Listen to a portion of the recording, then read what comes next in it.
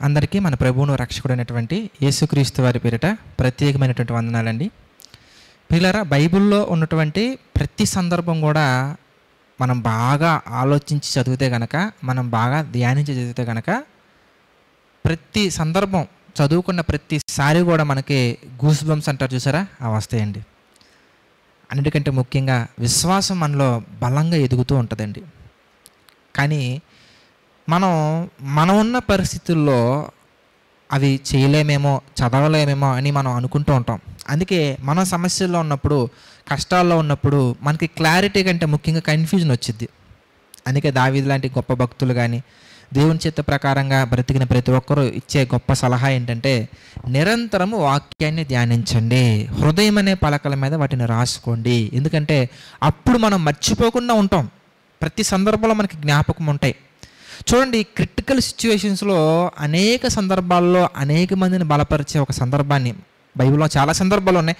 వాటిలో ఒక సందర్భాన్ని కనుక మనం జ్ఞాపకం చేసుకున్నట్లయితేనండి, నిర్గమకాండంలో మనం ఒక సందర్భాన్ని చూద్దాం. నిర్గమకాండం మనం చూస్తే కనుక 14వ అధ్యాయం, నిర్గమకాండం 14వ అధ్యాయంలో 9 నుంచి మనం చూద్దాం. నిర్గమకాండము 14వ అధ్యాయం 9 నుంచి మనం చూస్తే, ఐగుప్తీయులు అనగా ఫరో రథముల గుర్రములన్నీ, అతని గుర్రపు రౌతులు, అతని దండును వారిని తరిమి బయలుసుఫోను ఎదుటిన్న పేహాహీరోతునకు సమీపమైన సముద్రం దగ్గర వారు దిగి ఉండగా వారిని కలుసుకొనిరి. ఫరో సమీపించుచుండగా ఇశ్రాయేలీయులు కన్నులెత్తి ఐగుప్తీయులు తమ వెనుక వచ్చుట చూచి మిక్కిలి భయపడి యెహోవాకు మొరపెట్టిరి. అంతటా వారు మోషేతో, చూసారా అంటే ఏం జరుగుతుంది ఇంతకనగానే, ఎదురుగా సముద్రం ఉందండి, వెనకాల ఫరో సైన్యం వస్తుందండి. ఆ మూమెంట్లో మనిషి ఆలోచన విధానం చూడండి ఎలా మారిపోతుందో. ఇంతకు ముందే కదా వాళ్ళు ఈజిప్ట్ కంట్రీలో ఎన్నో తెగుళ్ళ నుంచి దేవుడు కాపాడినటువంటి సందర్భాలు చూశారు, ఎన్నో పరిస్థితులు చూశారు. అన్నిటికంటే ముఖ్యంగా మరణపు దూత నుండి రక్షింపబడ్డారు. ఇన్ని జరిగినా కూడా ఒక మనిషి స్వభావం ఎలా మారిపోతుందయ్యా అంటే, మనం కూడా అంతేనండి. మన జీవితంలో గత కాలంలో దేవుడు ఎన్నో మేలులు చేసి ఉంటారు, ఎన్నో సందర్భాల్లో దేవుడు మనల్ని కాపాడారు. కానీ ప్రస్తుతం ఉన్న సందర్భాన్ని చూసి మనం భయపడిపోతూ ఉంటామండి. అలాంటి పరిస్థితుల్లో సేవకులను కూడా తిట్టేస్తామండి. కొన్ని సందర్భాల్లో మనం దేవుడినే తిడుతున్నాంలేండి, ఇంక సేవకులు ఎంత, దేవుడిని అపార్థం చేసుకుంటాను, ఇంక సేవకులు ఎంత. చూడండి, దైవజనుడైనటువంటి మోషే గారిని ఎలా తిడుతున్నారు వీళ్ళు చూశారంటే కనుక మనం చూద్దాం. మనం చూస్తే నిర్గమకాండం 14వ అధ్యాయంలోనండి, 14వ అధ్యాయం 11వ వచనం మనం చూస్తే, అంతటా వారు మోషేతో, ఐగుప్తులో సమాధులు లేవని ఈ అరణ్యంలో చచ్చుటకు మమ్మల్ని రప్పించితివా? మమ్మల్ని ఐగుప్తులో నుండి బయటకు రప్పించి మమ్మల్ని ఇట్లు చేయనేలా?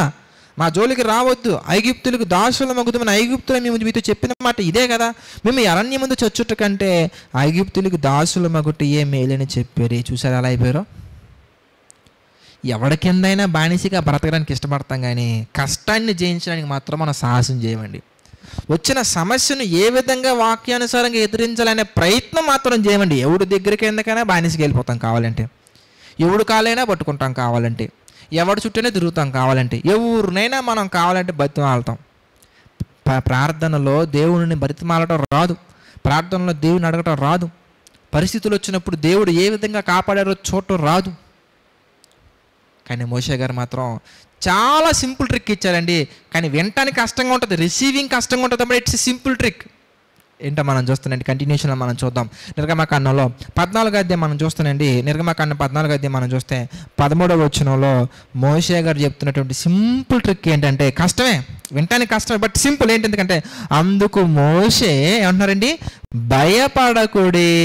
తర్వాత ఆయన చెప్తున్నటువంటి మాట, యెహోవా మీకు నేడు కలగజేయు రక్షణను మీరు ఊరక నిలుచుండి చూడుడి.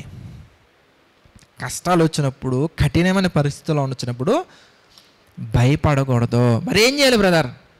కీప్ కామ్, చక్కగా అలా కూర్చొని ఆ పరిస్థితుల నుండి దేవుడు మనల్ని బయటపెట్టి ఏ విధంగా అనేక మందికి రోల్ మోడల్గా మాదిరిగా నిలబడతారో చూడాలి. అంతే. టెన్షన్ అయిపోతూ ఉంటాం, ఇరిటేట్ అయిపోతూ ఉంటాం, ఫ్రస్ట్రేట్ అయిపోతూ ఉంటాం, అనేక మందిని తిడతా ఉంటాం, ఫ్యామిలీని తిడతాం, భార్యని తిడతాం, పిల్లల్ని తిడతాం, ఇంట్లో వాళ్ళని తిడతాం, స్నేహితులను తిడతాం, అందరూ తిట్టేస్తామండి. నీకు ఒక్కడికే కష్టాలు వచ్చినట్టుగా దైవజనులు కూడా తిట్టేస్తాం. అందుకే చూడండి, మోషే గారిని తిట్టారుగా.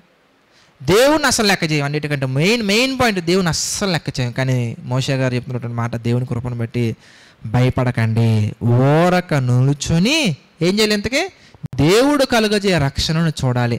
ఓరుకుంటే ఏం జరుగుద్ది బ్రదర్ మీరు అడిగితే కనుక, ప్రశాంతంగా ప్రభు సన్నిధిలో ప్రార్థన చేస్తే జరిగేది ఏంటి బ్రదర్ అంటే కనుక, ప్రశాంతంగా దేవుడు చెప్పిన విధంగా ప్రయత్నిస్తే జరిగేది ఏంటి బ్రదర్ అని అడిగితే కనుక, ఎఫెసీ పత్రికలో మనకు సమాధానం కలుగుతుందండి. ఎఫెసీ పత్రిక మనం చూస్తే 3వ అధ్యాయం మనం చూద్దాం. ఎఫెసీ పత్రిక 3వ అధ్యాయంలో 20-21 వచనాలు మనం చూద్దాం. ఎఫెసీలకు రాసిన పత్రిక 3వ అధ్యాయంలో 20-21 వచనాలు మనం చూస్తే, మనలో కార్యసాధకమైన తన శక్తి చొప్పున మనము అడుగు వాటన్నిటికంటేనో, తర్వాత ఊహించు వాటన్నిటికంటేనో అత్యధికముగా చేయ శక్తి గల దేవునికి క్రీస్తు యేసు మూలముగా సంఘములో తరములు సదాకాలము మహిమ కలుగునుగాక. చూసారా చక్కగా ఉందో? మనలో కార్యసాధకమైన తన శక్తి చొప్పున మనం అడుగు వాటన్నిటికంటే, అడుగుతాం ప్రభువా ఈ సమస్య నుంచి బయటపడితే చాలు ప్రభువా, ఊహిస్తాం తండ్రి ఎలాగైనా కానీ ఇది ఒక్కటి గట్టెక్కితే చాలు ప్రభువా అని అంటున్నారు.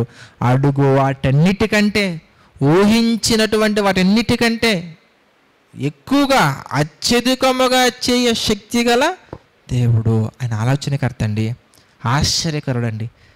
మనం డిపెండ్ అవ్వాలి దేవుడి మీద అంతే, మనం ఆయన మీద ఆధారపడాలి అంతే. ఏ పరిస్థితులు అయినా కానీ నిలబడగలగాలి అంతే. మీరు నిలబడి ఆధారపడి ప్రయత్నిస్తానండి, తప్పకుండా దేవుడు మనం ఊహించిన దానికంటే గొప్పగా మనల్ని దేవుడు ఉన్నతమైన స్థితిలో పెడతారు. కానీ మనం ఏం చేస్తామంటే అసలు అలాగా ఆలోచించమండి, కంగారు పడిపోతూ ఉంటాం, తిడతా ఉంటాం, అరుస్తూ ఉంటాం, కోపడుతూ ఉంటాం. ఇవన్నీ చేయకండి. ఓరక నిలుచొని ప్రశాంతంగా ఉన్నతమైనటువంటి స్థలములో ఉన్న దేవుణ్ణి ఆరాధించండి.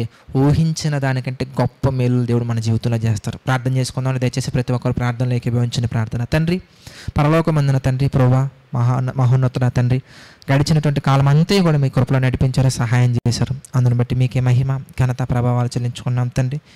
ప్రభా, ఈ యొక్క ఉదయకాల సమయమున తండ్రి మీ మాటలు వింటున్న ప్రతి కుమారుణ్ణి, ప్రతి కుమార్తెను తండ్రి జ్ఞాపకం చేసుకోండి. మీ చిత్త ప్రకారం నడిపించండి, మీ కృపలో బలపరచండి తండ్రి.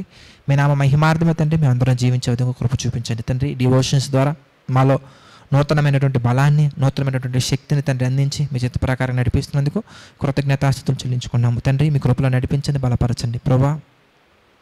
ఈ యొక్క పరిచర్యలో ప్రభా ఎవరెవరైతే పార్టిసిపేట్ చేస్తున్నారో పార్టిసిపేట్ చేసే ప్రతి తమ్ముడిని, ప్రతి చెల్లిని, వారి కుటుంబాలను తండ్రి మీ చిత్త ప్రకారంగా దీవించండి, మీ చిత్త ప్రకారంగా ఆశీర్వదించండి ప్రభా. మీ నామ మహిమార్థమే తండ్రి బలపరచండి తండ్రి. ప్రతిదీ కూడా మీ యొక్క ఆలోచనలు తండ్రి జరిగిస్తూ ప్రభా ముందుకు సాటు కృప చూపించండి ప్రభా. ఈ పరిచర్యని తండ్రి ఇంకా అనేక విధాలుగా తండ్రి మీ నామ మహిమార్థమే బలపరచండి, ప్రోత్సహించండి. సమస్త మహిమ ఘనత ప్రభావాలు మీకే చెల్లించుకుంటూ ప్రతి ఒక్కటి తండ్రి మీ చిత్త ప్రకారంగానే జరిగించమని మరొకసారి వేడుకుంటూ మా ప్రభువును రక్షకుడైనటువంటి యేసుక్రీస్తు వారి పేరిట ప్రార్థన అడిగి వేడుకొనుచున్నాము తండ్రి. ఆమెన్.